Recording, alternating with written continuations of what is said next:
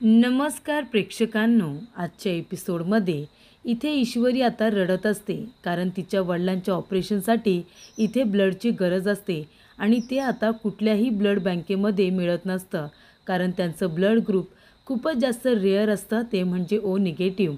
आणि इथे अर्णवचं blood group O negative असल्यामुळे तो ब्लड द्यायला तयार झालेला असतो. पण तो आता वरच्या रूममध्ये जाणार तेवढ्यातच ईश्वरी तिथे आलेली असते आणि ईश्वरीला भास होतो की इथे अर्णव तर नाही आहे ना. आणि ईश्वरी तिथेच उभी राहते तेव्हा अर्णव आपला चेहरा लपवून तिथेच बसून असतो. जेव्हा ती मागे वळून आता अर्णवला बघणार तेवढ्यातच अर्णव तिथून निघून गेलेला असतो. तेव्हा प्रेक्षकांनो, ईश्वरी आपल्या मनामध्ये म्हणते की इथे अर्णव सर होते का? मला का असं वाटलं इथे अर्णव सर होते? नाही नाही, अर्णव सर इथे कशाला येतील? त्यांचं इथे काय काम? असं ईश्वरी म्हणते आणि आता पुन्हा पुढे वळून बघते. पण तोपर्यंत अर्णव मागून सटकून गेलेला असतो, जेणेकरून इथे ईश्वरीची नजर त्याच्यावरती पडू नये असंच त्याला वाटत असतं. तर इथे प्रेक्षकांनो, आता ईश्वरीला वाटतं की अर्णव हॉस्पिटलमध्ये आहे, तर एका बाजूला आता जयू आत्या प्रयत्न करत असते. ती म्हणत असते की कुठे आता ब्लड बँकेमध्ये ओ निगेटिव्हचं आता ब्लड ग्रुप आपल्याला मिळतं आहे का, ते आपण बघूया. तेव्हा ती तिच्या लेवलने आता फोन करत असते आणि म्हणत असते की तुमच्याकडे तुमच्या ब्लड बँकेमध्ये ओ निगेटिव्हचं ब्लड ग्रुप आहे का? हे बघा, जर असेल तर प्लीज आम्हाला एकच बॅग हवी आहे. तेव्हा नाही असं सांगितलं जातं. पण तुमच्याकडे दुसऱ्या ब्लड बँकेचा नंबर आहे का, असं विचारल्यानंतर एका दुसऱ्या ब्लड बँकेचा नंबरही दिलेला असतो. तोपर्यंत प्रेक्षकांनो, इथे अर्णवने आता ब्लड दिलेलं असतं. तो इथे एका बॅगमध्ये आपलं रक्त संजय काकांसाठी देत असतो. तेव्हा इथे ईश्वरी गणूबाप्पाकडे धावत पळत येते आणि ती म्हणत असते, गणूबाप्पा प्लीज आमची मदत करा, गणूबाप्पा आमची मदत करा. इथे बाबांच्या ऑपरेशनसाठी आता ओ निगेटिव्हचं रक्त हवं आहे, प्लीज ते आम्हाला मिळू द्या, निदान एक बॅग तरी मिळू द्या. तेव्हा प्रेक्षकांनो, इथे अर्णवच्या हातामध्ये स्माइली बॉल दिलेला असतो आणि तो इथे ब्लड देत असतो. तेव्हा नर्स विचारत असते, सर तुम्ही ठीक आहात ना? तुम्हाला चक्कर तर येत नाही आहे ना? अर्णव म्हणतो, नाही नाही, आय एम कम्प्लिटली फाईन, मला काही झालेलं नाही आहे, मी ठीक आहे. तेव्हा इथे ईश्वरी म्हणत असते, गणूबाप्पा तुझा आशीर्वाद आमच्यावरती राहू दे, आधीच खूप अडचणी आल्यात माझ्या वडिलांसाठी, इथे आता एक पिशवी ब्लड का होईना पण मिळू दे गणूबाप्पा, असं इथे ईश्वरी म्हणत असते. तेव्हा इथे एक पिशवी भरून रक्त आता अर्णवने दिलेलं असतं. तेव्हा इथे नर्स म्हणत असते की सर तुम्ही असं इथे हात वर करून ठेवा. सर तुम्हाला चक्कर वगैरे येत नाही आहे ना? तुम्ही ठीक आहात ना? तेव्हा इथे अर्णव म्हणतो, हो मी ठीक आहे आणि मला काही झालेलं नाही आहे, आय एम कम्प्लिटली ओके. पण तुम्ही जर म्हणत असाल तर मी अजून रक्त देऊ शकतो, मला काहीच प्रॉब्लेम नाही आहे. तेव्हा नर्स म्हणतात, नाही नाही सर, एका वेळेला एकच बॅग रक्त द्यायचं असतं, तुम्ही जास्त नाही देऊ शकत, नाहीतर तुमच्या तब्येतीवरती परिणाम होईल. तेव्हा प्रेक्षकांनो, इथे अर्णव आपल्या मनामध्ये म्हणत असतो की मी सिंदूर, मला फक्त तुझ्या चेहऱ्यावरती स्माईल बघायचं आहे आणि आता तुझ्या चेहऱ्यावरती नक्की स्माईल येईल, तुझे बाबा लवकरात लवकर बरे होतील. तेव्हा प्रेक्षकांनो, इथे आता डॉक्टर बाहेर येतात आणि म्हणतात, मिसेस देसाई अजिबात काळजी करू नका, ऑपरेशन सक्सेसफुल झालेलं आहे आणि काळजी करू नका, रक्ताची सोयसुद्धा झालेली आहे. एक बॅग इथे एका माणसाने डोनेट केलेला आहे. तेव्हा सगळ्यांनाच खूप जास्त आनंद होतो. तेव्हा नम्रता म्हणत असते की आई मी जाते आणि इशूला सांगून येते की आपल्याला बाबांसाठी रक्त भेटले म्हणून. तेव्हा इथे सुप्रिया म्हणते, हो हो जा जा, इशूला सांग जा. तेव्हा इथे आता जयू आत्या आणि सुप्रिया एकमेकांना मिठी मारतात. सगळ्यांच्या जीवात जीव येतो जेव्हा इथे एक बॅग रक्त अर्णवमुळे आता संजय काकांना मिळालेलं असतं. तेव्हा नम्रता म्हणते, इशू अगं बाबांचं ऑपरेशन सक्सेसफुल झालं आहे, तुला माहिती आहे का, त्यांच्यासाठी इथे एक बॅग रक्तसुद्धा मिळाले. कोणतरी भला माणूस होता, त्याने ओ नेगेटिव्हचं रक्त आपल्या बाबांसाठी दिलं आहे. तेव्हा ईश्वरी म्हणते, काय, थँक्यू गणूबाप्पा, थँक्यू, तुमचा हा आशीर्वाद नेहमी माझ्या पाठीशी असाच राहू दे, आमच्या सगळ्यांच्या पाठीशी राहू दे गणूबाप्पा, असं ईश्वरी म्हणत असते. त्यानंतर प्रेक्षकांनो, इथे आजीचा फोन आलेला असतो. तेव्हा अंजली म्हणत असते, आजी अगं नको काळजी करू, इथे आपल्या गणपती बाप्पाची पालखी आली होती, सगळं काही अगदी व्यवस्थित झालं, सगळ्यांनी दर्शन घेतलं आणि महत्त्वाची गोष्ट म्हणजे आपला अर्णवसुद्धा आता बेलवरती सुटला आहे, तो स्वतःला निर्दोष सिद्ध करेल, नको काळजी करू आजी, सगळं काही व्यवस्थित झालं आहे, तू आता सावकाशी आहे. तेव्हा इथे अंजली म्हणत असते, काय गं काय झालं अंजली? तेव्हा अंजली म्हणत असते की मावशीची तब्येत अजून पूर्णपणे बरी नाही आहे, तेव्हा आजीला अजून थोडे दिवस तिथे राहावं लागणार आहे, पण ती लवकरच परत येणार आहे. तिला सांगितलं आहे, पालखी आली होती, सगळं व्यवस्थित झालं म्हणून. तेव्हा इथे अंजली म्हणते, तिला सांगायचं ना, सगळं काही व्यवस्थित झालं, पण मिठाचा खडा टाकण्यासाठी ती ईश्वरी आली होती हे सांगायचं ना आजींना. तेव्हा इथे अंजली म्हणत असते, अगं मामी, मिठाचा खडा काय बोलतेस गं? अगं तिच्या नशिबात होतं इथे आपल्या गणपती बाप्पांच्या पालखीचं दर्शन घ्यायचं, म्हणून ती इथे आली होती ना गं, त्यात मिठाचा खडा काय बोलतेस? तेव्हा वल्लरी म्हणते, हो का अंजली, अगं तू पण काय बोलशील ना, खरंच त्या ईश्वरीची बाजू घेऊन बोलायची अजिबात गरज नाही आहे, कळलं ना? आणि काय हो, अर्णव कुठे आहे? अर्णव कुठे आहे माहिती आहे का तुम्हाला? तेव्हा इथे मामा म्हणतात, अगं असेल त्याचं काहीतरी काम, आता कामानिमित्त बाहेर नाही जाणार का तो? तेव्हा प्रेक्षकांनो, अंजली म्हणत असते, पण मामा, अहो राजेश कुठे आहेत? ते अजूनपर्यंत घरीच आलेले नाही आहेत.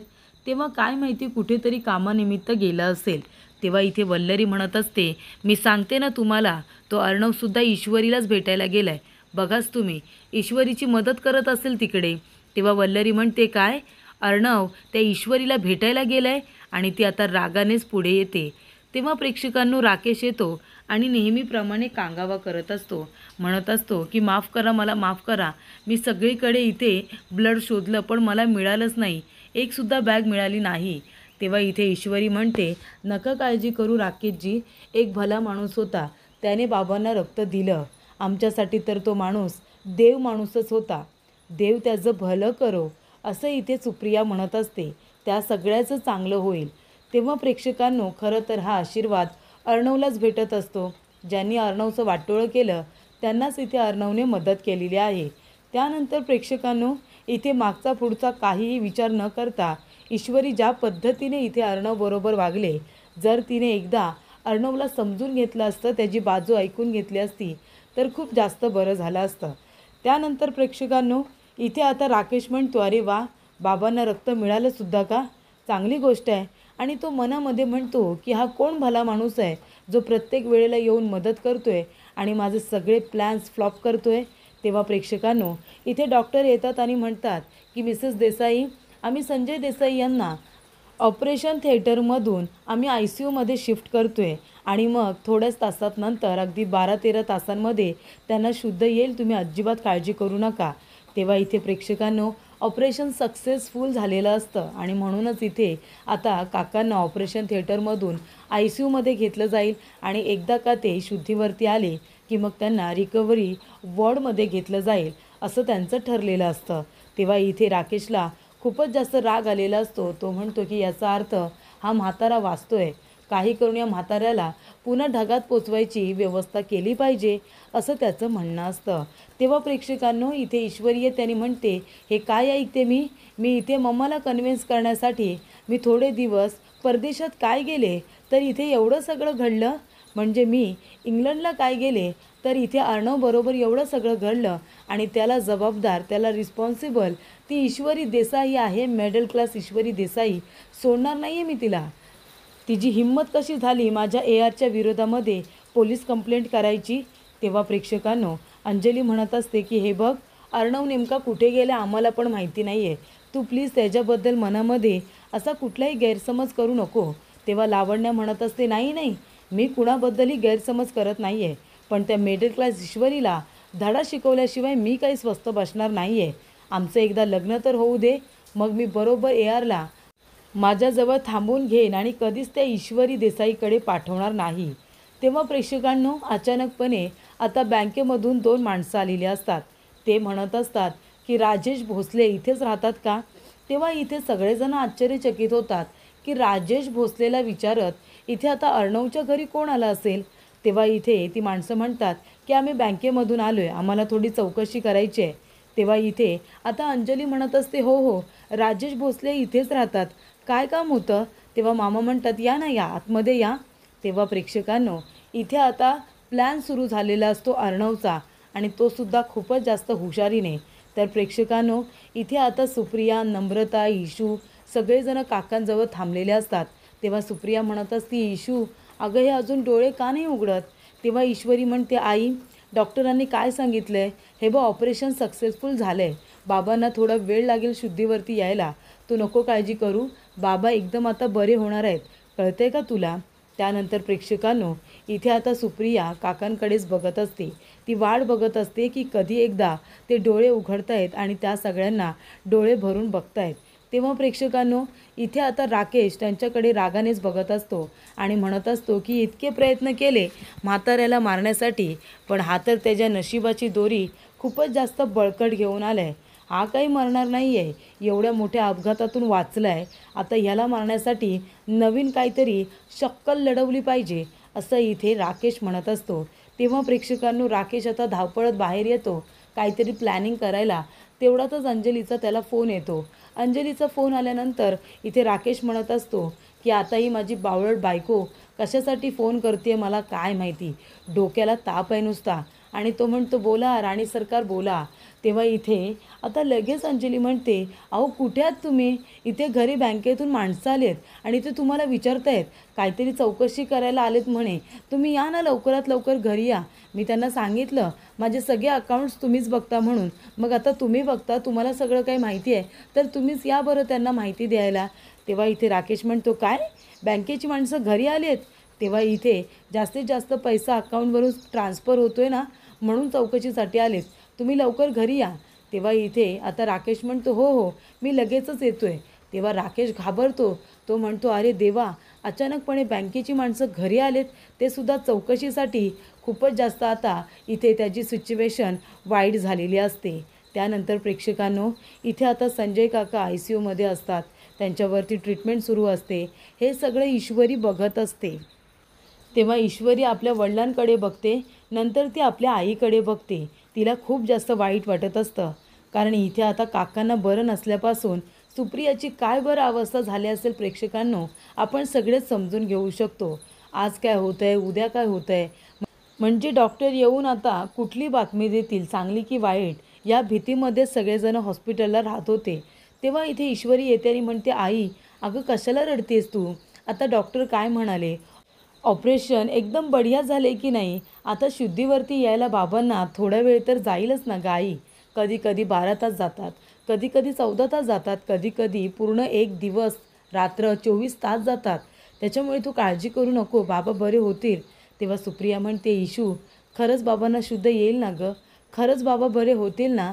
तेव्हा ईश्वरी म्हणते, हो आई हो. अगं बघ, आजचा दिवस कसा आहे, उद्याचा दिवस अजून भारी असेल. बाबा आपले लवकरात लवकर बरे होतील. आणि आई तू मला सांग बरं, आता जर बाबा आपले शुद्धीवरती आले आणि त्यांनी जर तुझा हा रडका चेहरा बघितला, तर त्यांना ते आवडणार आहे का?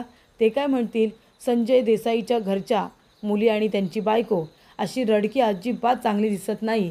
हा असा रडका चेहरा जर तुम्ही घेऊन दुकानामध्ये उभा राहिलात ना, तर तुमच्या चेहऱ्याकडे बघून 5 किलो मिठाईसुद्धा विकली जाणार नाही, असंच म्हणतील बाबा. बरोबर की नाही? आपले रडके चेहरे त्यांना अजिबात बघवणार नाही आई. आपण जेव्हा त्यांच्यासमोर जाऊ ना, तेव्हा आपण हसत स्माईल करत जायचं, म्हणजे त्यांनी डोळे उघडल्या उघडल्या बाबांना खूप बरं वाटेल. बरोबर ना आई? तेव्हा सुप्रिया म्हणते, हो अगदी बरोबर.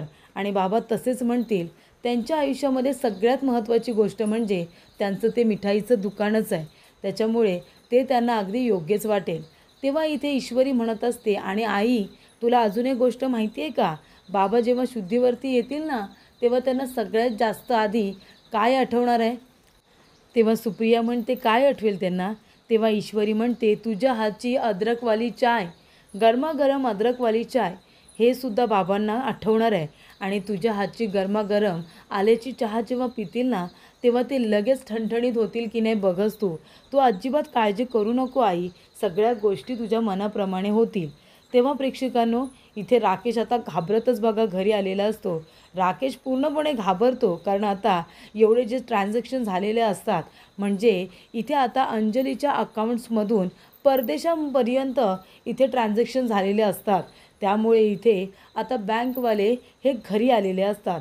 तेव्हा ती इथे आता फाईल वगैरे दाखवत असते, सगळी शोधाशोध सुरू असते. तरी इथे लावण्या म्हणत असते की हे बघा, एक काम करा, हे सगळे ट्रान्झॅक्शन कसे झालेत, एवढा पैसा परदेशामध्ये कुठे जातो आहे, त्यानंतरला मग आम्ही एक काम करतो, आमच्या अकाउंट्स डिपार्टमेंटला हे सगळी डिटेल्स देतो, ती सगळी माहिती पटापट काढतील आणि तुम्हाला देतील. डोंट वरीज, तुम्ही अजिबात काळजी करू नका. त्यानंतर प्रेक्षकांनो, इथे आता राकेश आलेला असतो आणि तो म्हणत असतो की अरे देवा, इथे डायरेक्ट बँकेची माणसं घरी कशी काय आले चौकशीसाठी, आत्ता माझं काही खरं नाही आहे. तेव्हा इथे अंजली म्हणते अहो तुम्ही कधी आलात. राकेश म्हणतो हे काय मी आत्ताच आलो आहे. तेव्हा इकडे मामा म्हणत असतात या जावई बापू या, या जावई बापू या, बसा.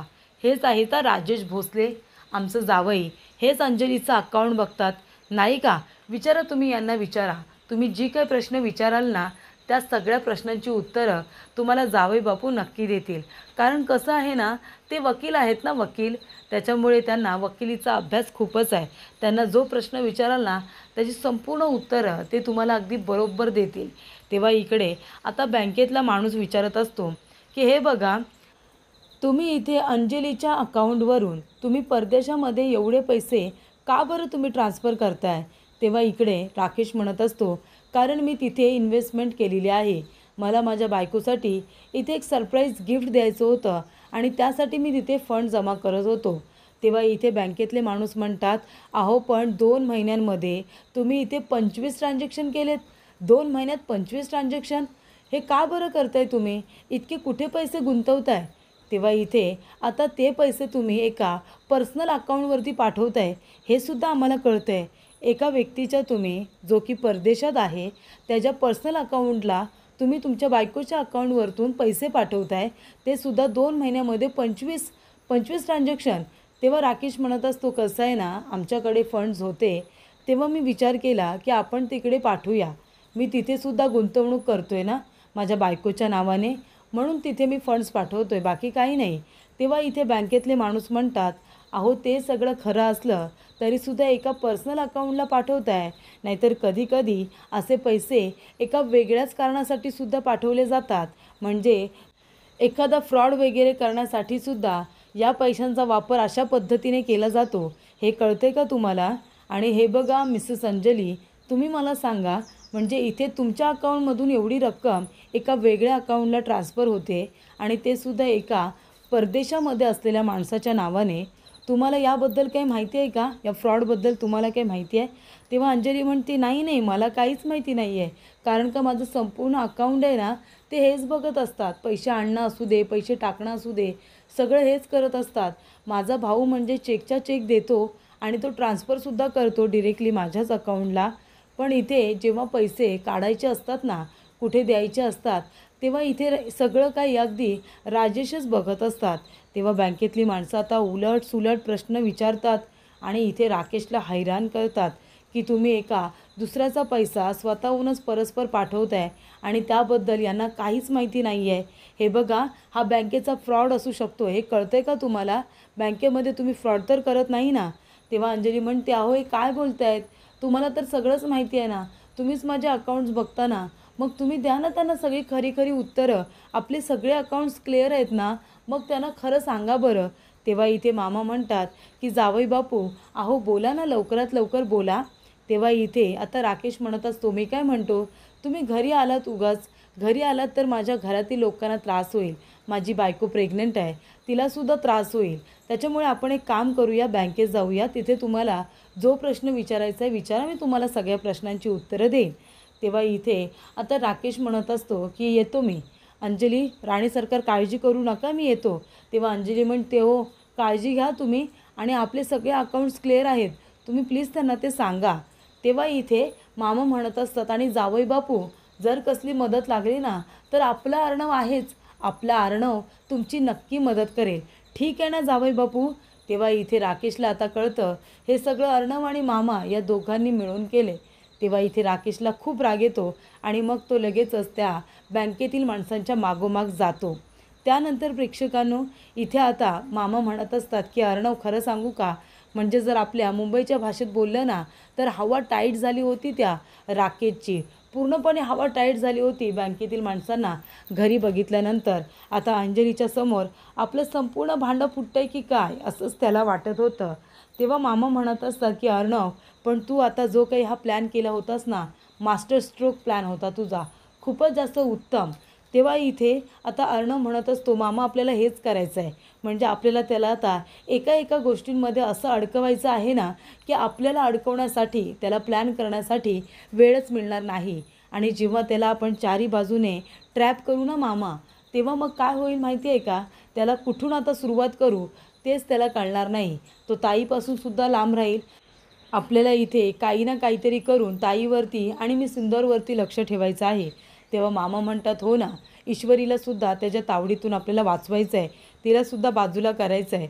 तेव्हा इथे अर्णव म्हणतो की त्याला खूप सवय आहे ना आपल्याला इथे प्लॅनमध्ये अडकवून ईश्वरीच्या घरच्यांच्या लोकांच्या नजरेमध्ये हिरो बनतोय ना तो. म्हणजे मामा, ऑलरेडी मला त्याने त्या सगळ्यांच्या नजरेमध्ये क्रिमिनल सिद्ध केलं आहे. त्याच्यामुळे आता मी काही जरी सांगितलं किंवा केलं ना तरीसुद्धा त्या लोकांचा विश्वास बसणार नाही आहे. पण मला आता राकेशचा हा खरा चेहरा आहे ना हळूहळू त्यांच्या नजरेत आणून द्यायचं आहे. असं मला काही ना काहीतरी करायचं आहे. हे बघ मामा, आपल्याला ताईला डिरेक्टली सगळं सांगायची गरज नाही आहे. आपण इथे एक एक पत्ता काढायचा. आता कसं एका प्लॅनमध्ये त्याला अडकवलं, मग हळूहळू अशा बऱ्याचशा प्लॅनमध्ये त्याला अडकवायचं आणि मग ताईला आपोआपच इथे अर्णव म्हणतो की राकेशचा खरा चेहरा काय आहे ना ते कळेल. काळजी करायचं काही कारणच नाही आहे. सगळ्या गोष्टी अशा स्पष्ट होतील. आता त्या अर्णव आता म्हणत असतो की राकेशचा काउंटडाऊन सुरू झालेला आहे, त्याची वाट लागणारच. तर प्रेक्षकांना पुढील भागामध्ये अंजली म्हणत असते, अहो तुम्ही इतके हुशार असताना ते बँकेची माणसं घरी आलीच कशी.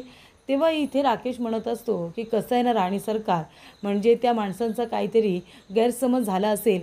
कुणीतरी मला या प्रकरणामध्ये अडकवण्याचा प्रयत्न करतं आहे, म्हणून तर ती बँकेची माणसं डिरेक्टली घरी आली ना. पण तू काळजी करू नको, मी सगळं काही ठीक करेन. तेव्हा प्रेक्षकांनो इथे आता ईश्वरीला फोन आलेला असतो. तेव्हा तिची आई फोनवरती काहीतरी सांगते.